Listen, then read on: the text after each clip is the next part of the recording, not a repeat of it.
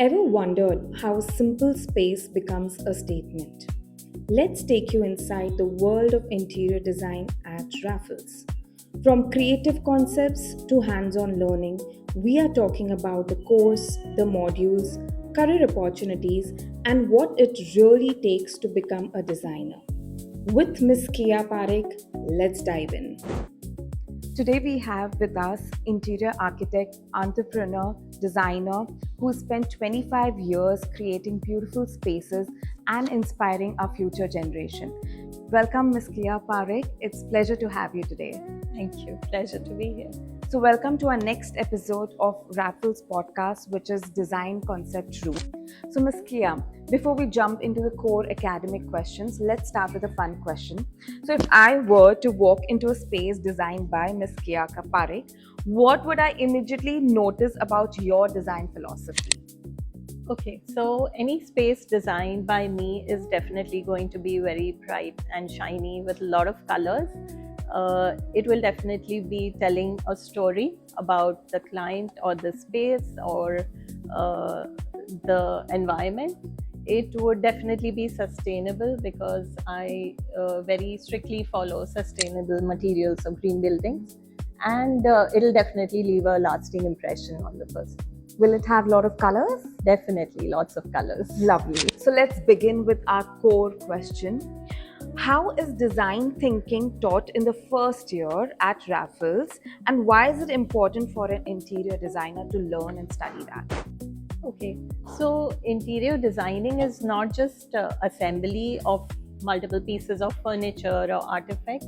I think there is much more when an interior designer designs a space. It has to tell a story. There has to be a narrative about the client or the space or your approach towards the design. So here at Raffles, we have a very unique approach where we focus more on the concept development of a space. And once the concept is developed, then the students are taught to bring in the technical details, the construction materials, what is the latest material available in the market, of course, as per the project basis. But then they bring it into the technical and the services details. Okay, so moving on, what role does branding play in retail and commercial interior projects? So if we were to do a retail project or a commercial project, branding is definitely a very important aspect because it talks more about the brand or the client or what we are trying to market. So the space that they are going to design, what is their approach towards the design, what is the color scheme, or what is the mood board that they are supposed to follow. It has to be more experiential in terms of the client, because when a person enters a commercial space or a retail space, what exactly do you want the client to experience? So that is very important. And then of course playing with the sensory objects or playing with the mood of the lighting of that particular space. So for a retail space especially, lighting is a very important aspect. And other than that, of course, the combination of materials that you use. A lot of times we go by the brand that we are designing for. So we generally ask the client for their visiting card or what the logo is, and we work around that. But we also focus on one main concept for the project, and then everything revolves around that. So here at Raffles, of course, when students begin with, there are certain prerequisites to complete before they jump in directly with design studios. So to begin with, whether it be residential or retail, what are some basic requirements a student should study before they start taking up these projects? Sure. So, what we generally cover in the first module when the student enrolls for interior design at Raffles, we first teach them concept designing or concept detailing. So, if they have a particular idea, how do they develop their thought process around that? So, of course, they refer multiple books or multiple images on the net, and then from there, how they derive a story for their project, and then how they take it forward from there. So they also have construction where they study the technical details of various materials, and the application based teaching is also done over here.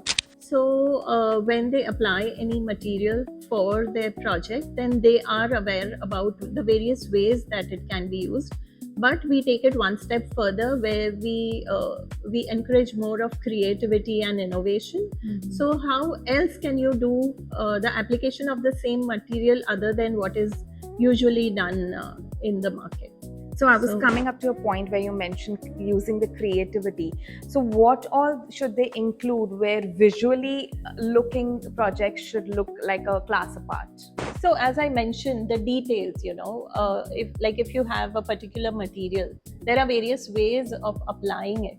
So how can you think out of the box and apply it in a different way, where the material is familiar to the client and to the people, but it is applied in a different way.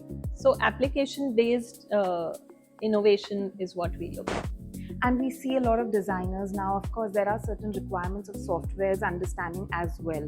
So which software skills are considered essential for today's interior design? So AutoCAD, of course, is the main foundation if we were to talk about Correct. softwares. But once the drawing is prepared in AutoCAD, there are various ways that we can work on 3D. So SketchUp is a very basic software which they use, and then there are various other plugins where they can render the software like V-Ray or Enscape or 3ds Max.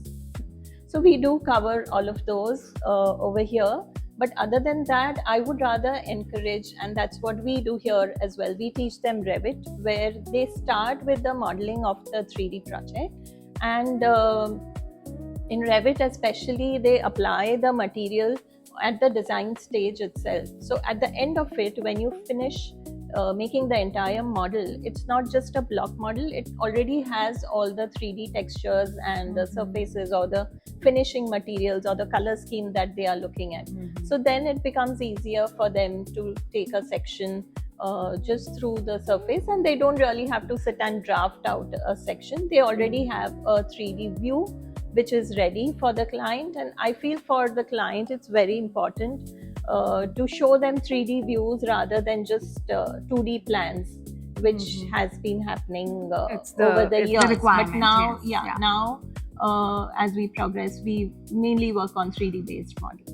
So to understand the technical part of it, why is 3D visualization becoming an important compared to a traditional drawing? So at that time, the clients found it a little challenging to understand the design. Some of them could visualize, but for some it was very, very challenging to be able to visualize how their space is going to be. So most of the time it was like, okay, let's see how it turns out. But today we have so many softwares, we have so many plugins to our softwares that we can actually show the client that, okay, during the daytime, this is how it's going to look. The different kind of light effects that we would like to propose for the project, of course, with the inputs of the client, and what would the ambience be. So we can work around not just the design or the look of the place, but also build the ambience of the place.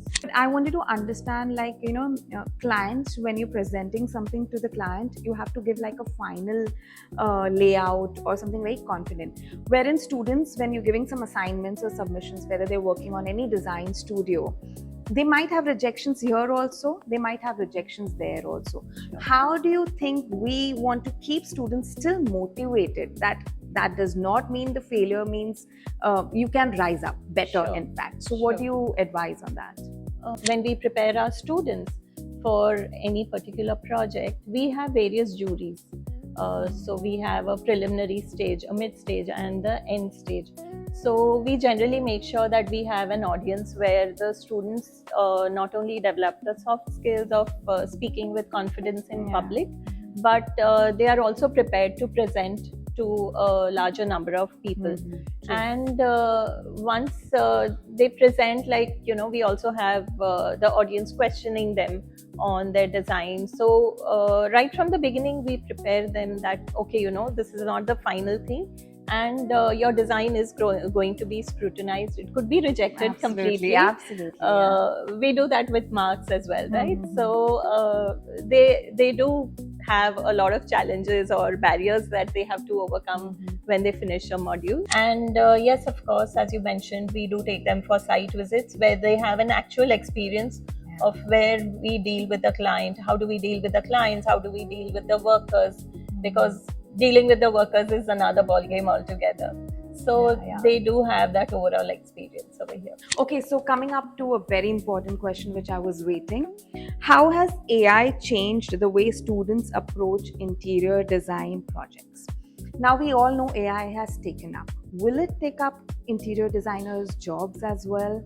What the manual work a designer is doing, the thinking, storytelling theme, will AI take that as well? So to tell you honestly, when initially the students started using ChatGPT, the main base of AI, we were a little worried that they are losing out on their own thought process or their own originality of ideas. But then eventually we realized that okay, if they take that as a background or an additional point, and then they build the design further from there, then I look at AI as more of a help-based, tool rather than any kind of It's the way challenge. you take it, actually. Yeah. So I allow them to use AI, but at the same time, I make them build that ideology further so that they have their own iterations, and we don't just stop at one design. We make them make multiple iterations when it comes to designing any space. So AI is definitely helpful over there, but at the same time, I don't want them to just go for that. They For should have their own. inspiration, it's fine. Yeah, they can should have their own yeah. thought process as well. Thank you so much. But before we end, just have like a fun, quick rapid fire round, Kia. Are you ready? Okay, of course. Cool. Okay, Miss Kia. So we start with a rapid fire. You have to be really quick in answering the questions. Here we go. Minimalist or maximalist? Maximalist. Great. One interior design trend you love right now? In one word. Bohemian. Oh, that's nice. A lot of this generation loves it. One trend you wish would disappear? Eclectic. Your favorite color palette? Monochrome. Wow. Modern or traditional? A mix of it, maybe? A blend of both, but most of the time it depends on the client. Okay, yeah, because their wants. needs are different. The creativity, what they expect is completely different. Coffee shop or home office? Like a relaxed space? Coffee shop. Okay. Sketch by hand or design software? Hand sketched, which is then transferred to a software to develop further. Okay. One material you can never get enough of? Wood. Okay. Dream project to work on? Hospital design. Oh, is it? Okay. Well, that's the wrap up to our rapid fire round. So, yes, thank you so much. And thank you for sharing your insights for this podcast. Pleasure to be here. Thank you so much. Bye bye.